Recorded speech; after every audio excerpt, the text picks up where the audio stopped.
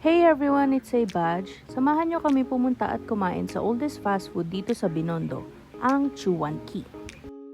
Ito ang labas ng Chuan Key, then second floor yung cafe mezzanine. Na-feature sila sa CNN Travel and located itong Chuan Key sa oldest Chinatown in the world, which is the Ongping Binondo. And ito yung menu nila, post nyo na lang. Nakarating kami dito almost lunchtime, medyo may pila na rin at nag-abang kami mga 15 minutes.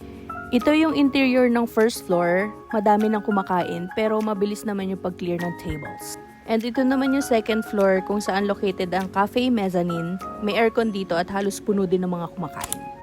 Diyan, nandito na yung order namin, tara let's eat!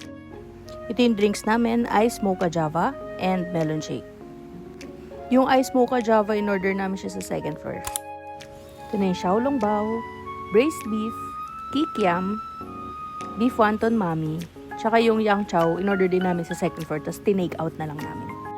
Kain na! Dan, dan, dan, dan, dan. Mainit no! Sarap! Yummy! Kain pa! Singitan ko lang ng onting time-lapse.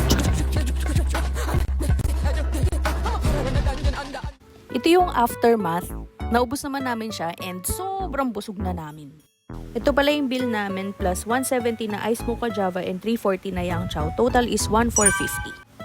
Thank you for watching. See you again on our next vlog.